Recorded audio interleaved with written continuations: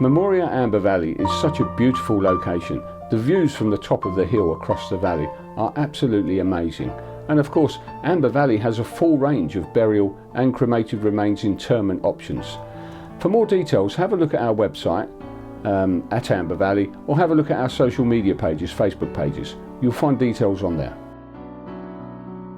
Memoria has a mission to provide exceptional standards of service and facility to bereaved families that use its crematoria, burial grounds and cremation gardens of remembrance. This is because it's not only commercially sensible to do so, but because it's an essential act of human decency towards people who have just lost a very loved member of their family, or indeed a friend. Bereavement is the price we must all pay for the joy of loving and being loved.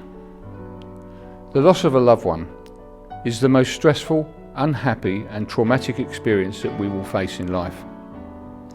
At Memoria, we realise that we're unable to eradicate such pain.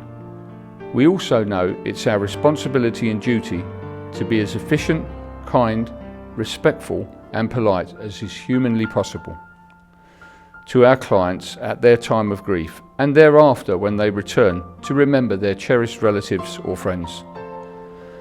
Therefore, it's our aim to provide immaculately clean and tidy facilities in tranquil and beautiful surroundings, attended by people who are sincerely dedicated to our mission and who take a great pride in their work as a result.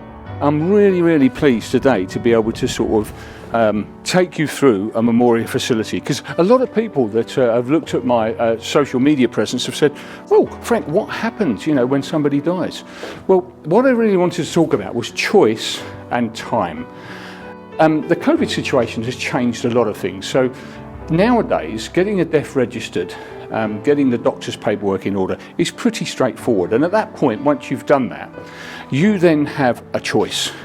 There are 7,000 funeral directors in the UK. We have over 300 crematoriums. You effectively could choose to be at any one of them. And what I'm going to do here briefly now is show you around a Memoria facility.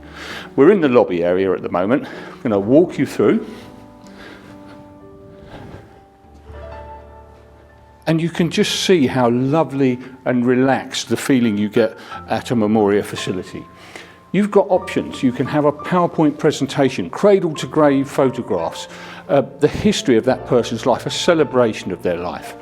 You can choose the mood lighting.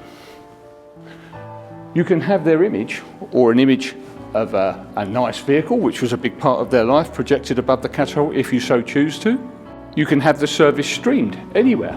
So anybody that can't be here, whether it's because perhaps they're not able, not well, or perhaps they're in another country, the service can be streamed and they can watch it from anywhere. But you have choice and you have time. You won't see the service before you, you won't see the service after you.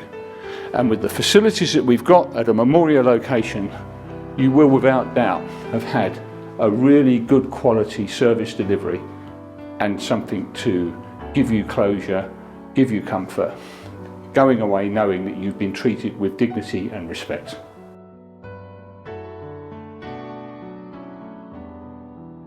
What I want to do now is walk you through one of our gardens of remembrance, a particularly beautiful garden of remembrance. Come this way.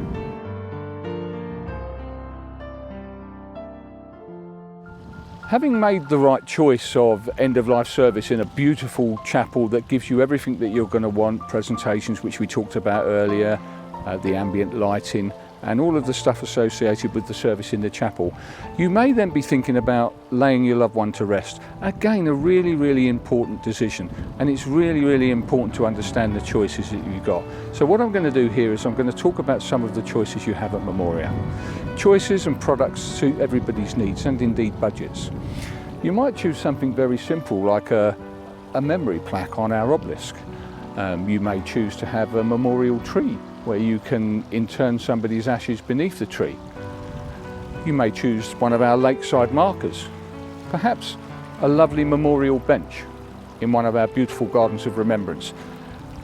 I can't think of anything nicer than to have somewhere special like this on special anniversaries, perhaps Christmas time, maybe Mother's Day, Father's Day, where you can come along, sit, in the peace and quiet, in really, really beautiful surroundings, having made the right choice of a permanent resting place for your loved one.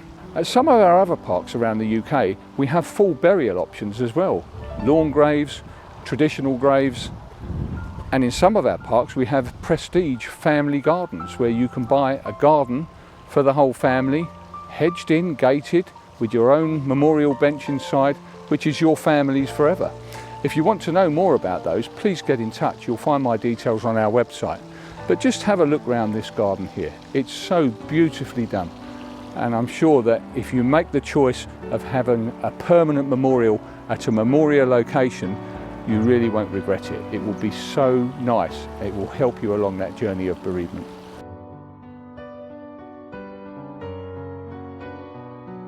I think the service that Memoria provide is different because we offer a full range of services. So as well as offering the chapel services on the day of the funeral, we offer direct cremations and arranged services that have all been arranged by ourselves, as well as pre-arranged plans. And also we offer obviously memorials which are in the grounds following the service. And we're quite happy to sort of visit families at home as well to discuss memorials or pre-arrangements if they feel they're not able to come in and see us.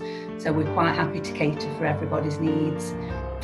I think a Memoria team works differently, maybe to other crematoriums, because we all multitask. We all have our set roles, but each team member is fully capable of carrying out everybody else's role.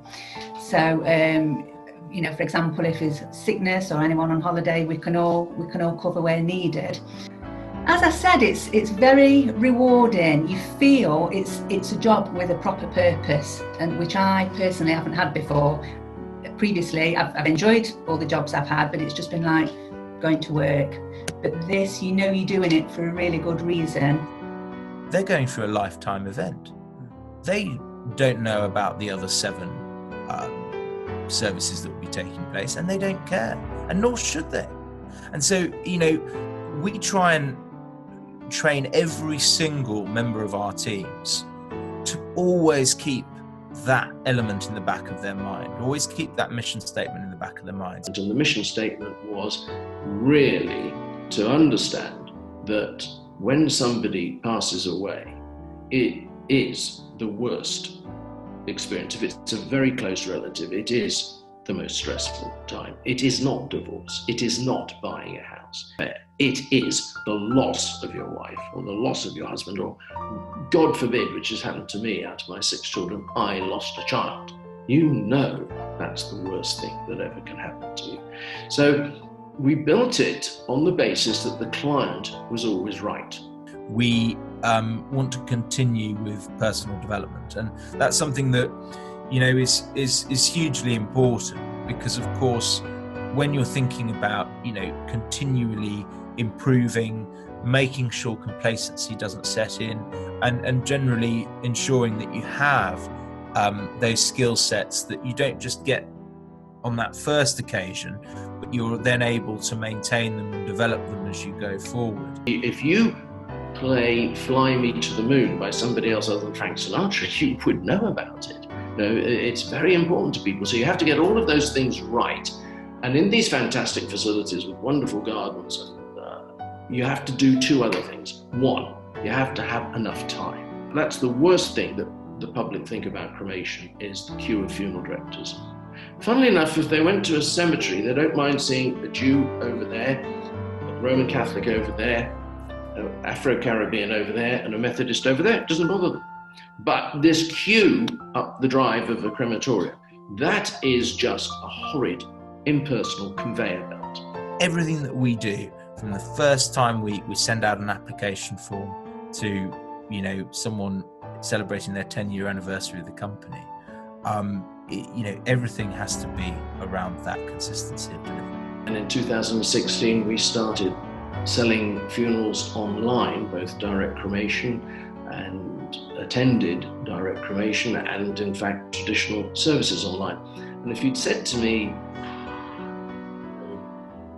5 10 years ago, certainly 10 years ago, probably 5 years ago, people would buy funerals online, I'd have said, no, never. But they do, because they buy everything online. And because also it's good for them because they can say no.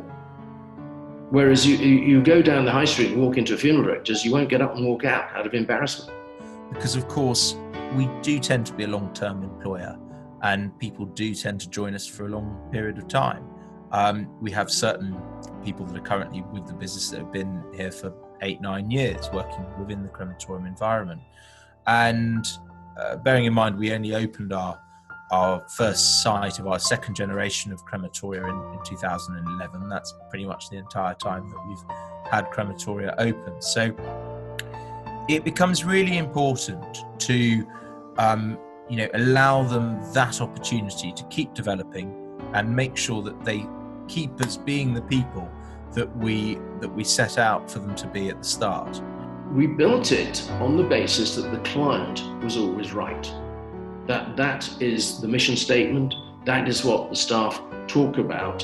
That is what they must do, is do unto others as you would have done unto you. Because we can't take away the pain of bereavement, the bleak, unimaginably bleak future that people stare into and think they'll never get better. They will, but I know that because I lost a son and I did get better.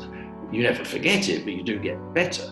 Treating people as you would be treated or would want to be treated is the basis of it.